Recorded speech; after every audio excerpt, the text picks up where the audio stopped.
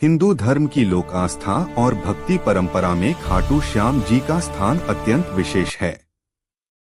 उन्हें कलियुग का देवता माना जाता है। महाभारत काल से जुड़ी उनकी कथा में 3 बाणों का उल्लेख अत्यंत रहस्यमय, अलौकिक और चमत्कारिक माना गया है। ये 3 बाण केवल अस्त्र नहीं थे, बल्कि धर्म, सत्य और समर्पण के प्रतीक थे। कथा के अनुसार खाटू श्याम जी का वास्तविक नाम बर्बरीक था। वे घटोत्कच के पुत्र और भीम के पौत्र थे। बाल्यावस्था में ही उन्होंने घोर तपस्या कर भगवान शिव को प्रसन्न किया। शिवजी ने उन्हें 3 अद्भुत बाणों का वरदान दिया, जिनमें संपूर्ण युद्ध का परिणाम बदल देने की शक्ति थी। पहला बाण शत्रु की पहचान करने वाला था। यह बाण युद्धभूमि में केवल अधर्मियों और अन्याय करने वालों को चिह्नित कर देता था। यह बाण धर्म और अधर्म के बीच अंतर स्पष्ट करता था।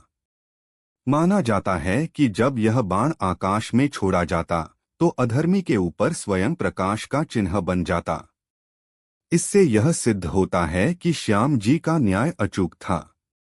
दूसरा बाण उन सभी शत्रुओं का संहार करने वाला था जिन्हें पहले बाण ने चिह्नित किया हो। इस बाण की गति इतनी तीव्र थी कि वह पल भर में असंख्य शत्रुओं का अंत कर देता। कहा जाता है कि यह बाण स्वयं लक्ष्य खोज लेता था और एक बार छोड़े जाने पर बिना चुके अपना कार्य पूर्ण करता था। तीसरा बाण सबसे अद्भुत था। यह बाण पहले और दूसरे बाण के बाद युद्धभूमि में बचे सभी अस्त्र शस्त्रों को स्वयं लौटाकर बर्बरीक के तरकश में वापस ले आता था। इस बाण से यह सिद्ध होता है कि युद्ध समाप्त होने पर कोई भी शक्ति अनियंत्रित नहीं रहती, सब कुछ संतुलन में आ जाता है।